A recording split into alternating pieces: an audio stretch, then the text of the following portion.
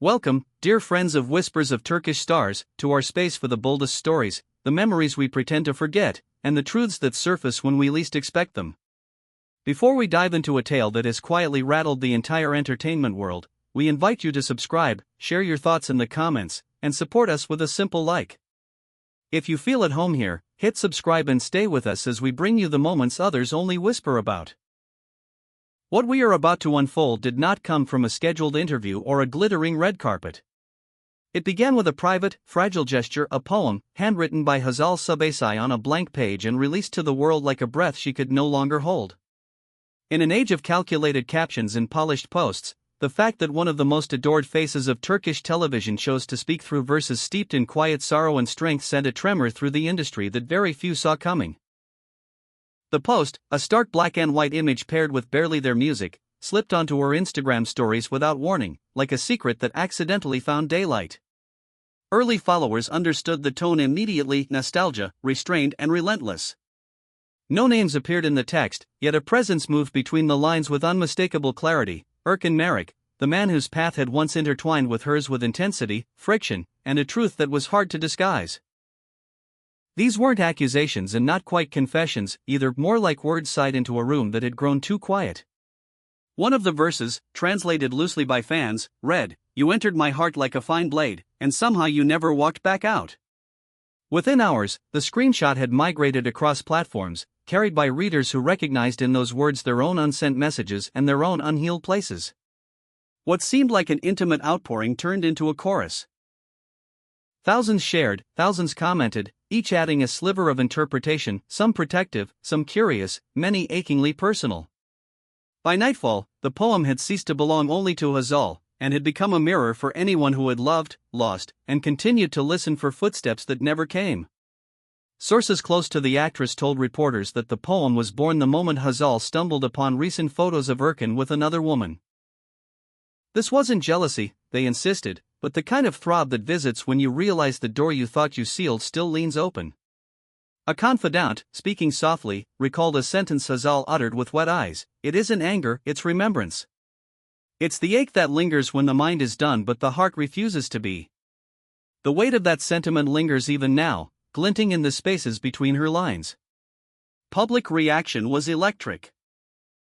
Dedicated hashtags multiplied without anyone needing to start them, and translations bloomed across languages: Italian, Spanish, Portuguese, even Japanese, carried by readers who felt compelled to share grief dressed in silk. One line resonated above the rest: "You left the latch loose, and your shadow kept the other side of my pillow warm." It became the emblem of a love that overstays its welcome even when goodbyes have already been spoken. The press moved quickly.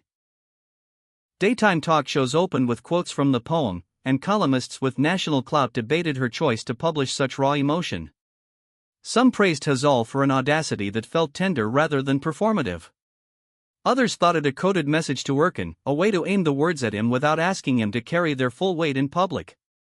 More romantic voices called it a hand held out toward the past, as though the rhythm that once lived between them hadn't quite learned to be quiet. Erkan, asked for a reaction by journalists who have long watched the push and pull of their story, chose his words carefully. He didn't confirm the poem was his, and he didn't deny that it might be. His expression was careful, pensive, with that restrained calm that people who know him recognize. "Hazal has always been a sensitive and brave soul," he said at last. "If those words are hers, they deserve our respect." It wasn't much and yet it was everything. A reply that opened more doors than it closed. Someone close to him later shared, under anonymity, that Erkan read the verses several times, set the phone down, and disappeared into his room. There was no scene, no dramatic statement. Only a silence so thick that even his team stopped moving loudly. He looked shaken, the source admitted, as if those lines had found a place in him he had been certain was asleep. And now, dear friends of Whispers of Turkish Stars, we bring the question to you. Do Hazal's lines feel like a farewell, or like a soft call to turn around? Is there something unresolved that refuses to quiet down? Tell us in the comments. Your voices are the heartbeat of this conversation. In recent days, whispers of a private encounter have stirred an already restless air. According to several guests, both Hazal and Erkan attended a discreet gala, a gathering of familiar faces far from camera flashes. No photographs have emerged, but multiple attendees describe a meeting that was brief, charged, and wordless in all the ways that matter. Eyes that lingered, a half-smile that stopped short, and a delicate goodbye that looked like a promise never kept. Was it coincidence or choreography by fate? The press did not wait to find out, and debate unfolded across morning shows, night programs, and everything between. Meanwhile, the comments sections under Hazal's profiles transformed into an accidental sanctuary. Strangers became companions, leaving their own stories in her wake, memories of waiting rooms and late-night calls, of doors left half-closed and hearts that never agreed on the final page. "Thank you for articulating what so many of us bury," wrote a fan from Argentina, her message quickly translated and passed from timeline to timeline. That gratitude was a common thread and appreciation not just for the artistry, but for the courage to set it free. Then the narrative deepened. During a late-night live from her home, Hazal appeared with a gaze that wavered between composure and vulnerability. Her voice trembled as she spoke. She said she hadn't meant to stir a storm. She simply needed to let out what had gathered for too long. "This isn't a provocation," she whispered. "It isn't a signal to anyone. It's just how I heal." Her words, quiet and deliberate, drifted into a room that felt crowded with feeling. And yet, many took the live as the closest thing to a confirmation that the poem grew from something real and still tender. When a viewer asked directly how she felt about Erkan today, Hazal paused, looking down as though the answer sat on the floor, and then she said with disarming clarity, "Feelings don't turn off like a lamp. When I write, I can see what is still alive inside me." That sentence swept the audience into silence. A new wave of speculation rose almost immediately. Was this the last letter sealed and sent to the universe, or the opening sentence to a chapter not yet written? Was the poem a curtain call or an overture? With every replay of the live, interpretations multiplied, each careful viewer finding a new meaning in a breath, a blink, a hesitation. Soon after, Hazal announced a project that seems to grow naturally from this moment. She revealed she will publish a small, personal collection titled Words I Never Dared to Speak, a gathering of private pieces, poems, notes, and fragments that she wrote over the years but never shared. She spoke of turning ache into something companionable, something that could walk beside strangers on their hardest nights. The announcement sent a ripple through the community. If a single poem could gather such empathy, what would a book of them do? Which brings us to the question everyone is now asking: will Erkan answer, and how? Perhaps with a poem of his own.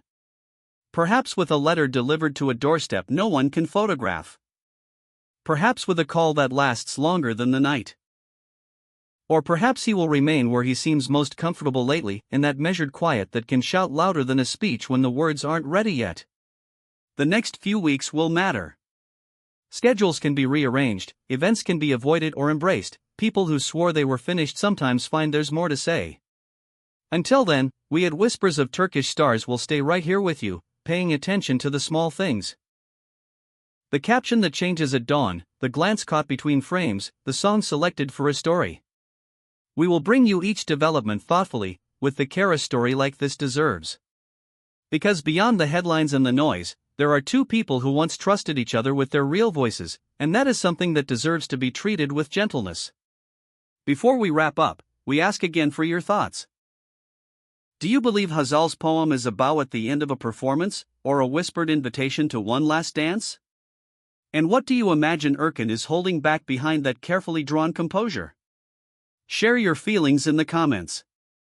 Your messages guide what we explore next, and your stories help us understand why this one matters so deeply. If you have not already, subscribe to Whispers of Turkish Stars so you won't miss what happens next. Like this video if the story touched you, and tell us which actors or couples you would like us to look into in future episodes. Thank you for being part of our family, for your kindness to one another in the comments, and for the empathy you bring to every conversation. We will be here when the next chapter arrives, patient and ready to listen.